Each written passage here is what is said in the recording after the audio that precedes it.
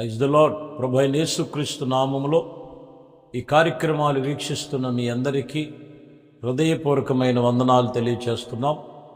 దేవుని పరిశుద్ధ లేఖనములో నుంచి వాక్యము వినే ముందు మనం ప్రతిరోజు ఈ రీతిగా కలుసుకొనటానికి ప్రభు యొక్క చిత్తమై ఉన్నది.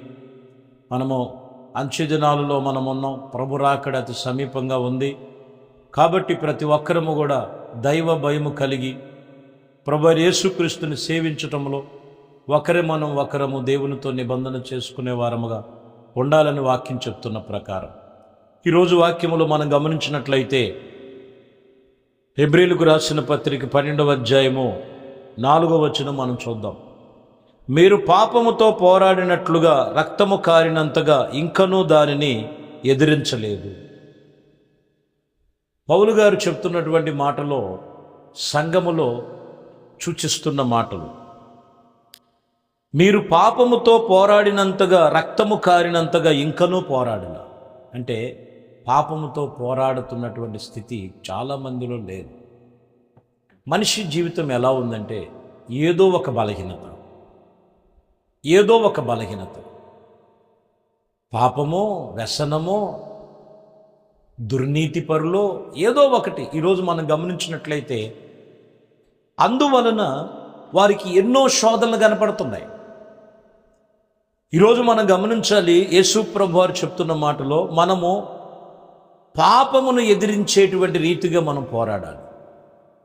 లేకపోతే అది నిన్ను వెంబడిస్తూ ఉంటుంది, అది నిన్ను బలహీనపరుస్తూ ఉంటుంది, అది ఆత్మీయతలు ఎదగనివ్వదు. మీరు దేవుని వాక్యం వింటున్న ప్రతి ఒక్కరూ వాటిని ఎదిరించమని చాలా జాగ్రత్తగా గమనించాలి. దైవజనుడు పేతురు చెప్తున్నారు. 1 పేతురు పత్రికలో 5వ అధ్యాయము 8వ వచనములో మీరు చదివితే, నిబ్బరమైన బుద్ధి గలవారైతే మెలకువగా ఉండుడి, మీ విరోధి అయినటువంటి అపవాది గద్దించు సింహము వలె ఎవరిని మింగుదామా అని వాడు వెతుకుతూ తిరుగులాడుచున్నారంట. సరే, ఎవరైతే ఆ పాపమును ఎదిరించకపోతే, ఆ పాపము నుంచి విడుదల పొందకపోతే, వాక్యం చెప్తున్న మాట, నిబ్బరమైన బుద్ధి రాదు. మెలకువ కలిగినటువంటి అనుభవం తెలుసుకోకపోతే, దేవుడు వాక్యం చెప్తున్న మాట, నిబ్బరమైన బుద్ధి ఎక్కడుందంట? దైవ వాక్యములోనే ఉన్నది. దేవుని వాక్యము చేత నిబ్బరమైన బుద్ధి గలవారే మెలకువగా ఉండండి, మీ విరోధి అయినటువంటి అపవాదైన సాతానుడు గద్దించు సింహం వలె ఎవరిని మింగుదమా అని వెదుకులాడుచూ తిరుగుతున్నాడు. ఎవరిలో పాపముందో, ఎవరిలో వ్యసనముందో, ఎవరిలో బంధకాల్లో బలహీనతల్లో ఉన్నారో వారిని ఆకర్షిస్తాడు వాడు.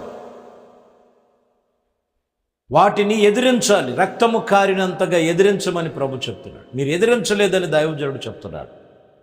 పాపమును ఎదిరించండి, అది లోక సంబంధమైనది. వాటిని ఎదిరించండి. ప్రకటన గ్రంథములో 2వ అధ్యాయము 10వ వచనములో చదివితే, ఇదిగో మీరు శోధింపబడినట్లు అపవాది మిమ్మల్ని కొందరిని చెరలో వేయబోచున్నాడు. 10 దినములు శ్రమ కలిగినను మరణము వరకు నమ్మకముగా ఉండము, నేను మీకు జీవ కిరీటం ఇచ్చేదని అంటున్నారు ఆయన. 10 దినములు ఒకవేళ శోధన కలగచ్చు, నీ మనసు గాయపరచబడినట్లుగా ఉండొచ్చు.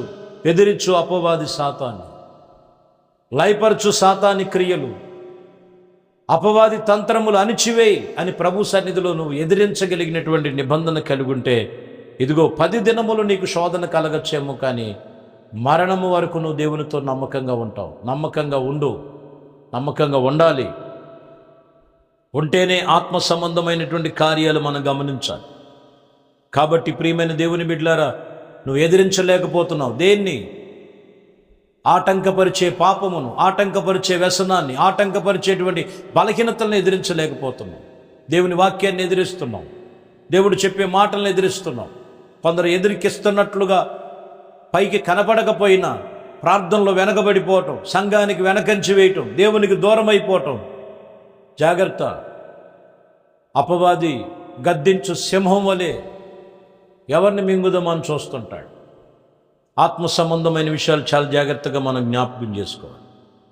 రోమాపత్రిక 8వ అధ్యాయము 28వ వచనములో మనం చదివితే, దేవుని ప్రేమించు వారికి అనగా ఆయన సంకల్పము చొప్పున పిలవబడిన వారికి మేలు కలుగుటకే సమస్తము సమకూడి జరుగుచున్నవని మీరు ఎరిగి ఉండాలి. సమస్తము సమకూడి జరుగుతున్నాయి.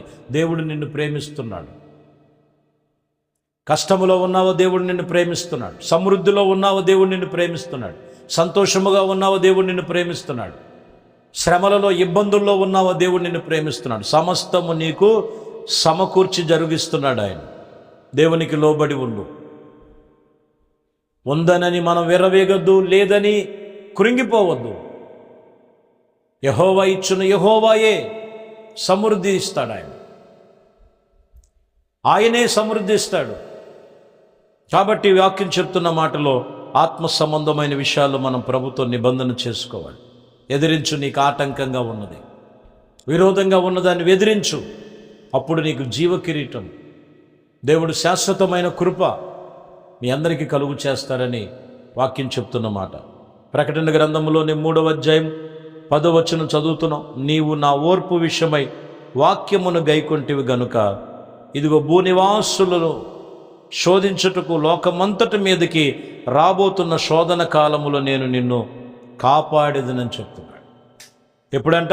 నీవు ఓర్పు విషయమై వాక్యాన్ని గైకొనాలి. వాక్యం వినాలి, ఓర్చుకో. వాక్యం విన్నావా? ఓర్పుతో ఉండు. ఓర్పు లేదు చాలామందికి. దేవుడు చేసే వరకు, దేవుడు ఇచ్చే వరకు, దేవుడి కార్యాలు చూసే వరకు ఓర్చుకో, ఓర్పు కలిగి ఉండు. అందుకని అక్కడ అంటున్న మాట, ఇదిగో శోధన కాలము నీ మీదకి, లోకం మీదకి, భూమి మీదకి రాబోతున్నటువంటి శోధన కాలంలో నేను నిన్ను తప్పిస్తా, కాపాడుతా. ఎప్పుడనంటే దేవుని వాక్యమందు ఓర్పు కలిగి, సహనము కలిగి, దేవునితో నిబంధన కలిగి ఉండాలి. వాక్యం అదే చెప్తున్న మాట.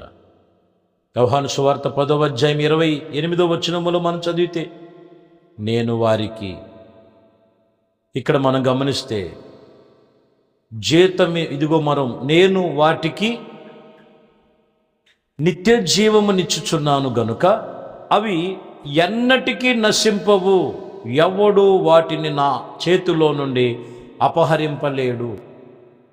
దేవుడు సన్నిధిలో దేవుని వైపు మరలినటువంటి గొర్రెలతో పోల్చినట్లుగా ప్రభు మాట్లాడుతున్నారు. ఇదిగో నేను వాటికి జీవం ఇచ్చుచున్నాను, అవి ఎవరు ఎన్నడూ కూడా నా చేతిలో నుంచి అపహరించలేరని వాక్యం చెప్తున్న మాట. కాబట్టి ప్రియమైన దేవుని బిడ్డలారా, దేవుని వాక్యం చెప్తున్న మాట, ఇదిగో నీకు ఆటంకంగా ఉన్నాయన్ని ఎదిరికించు, దేవునికి లోబడి ఉండు. ఆయన చేతిలో నిన్ను తీసుకున్నాడు.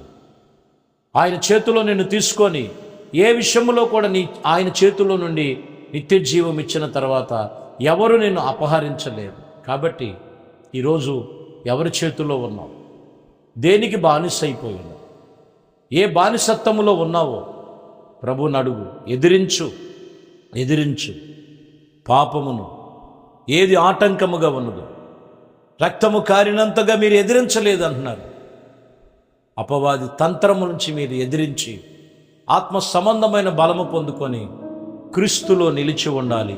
అట్టి కృప మీ అందరికీ కలుగు చేయునుగాక. ప్రార్థన చేద్దాం.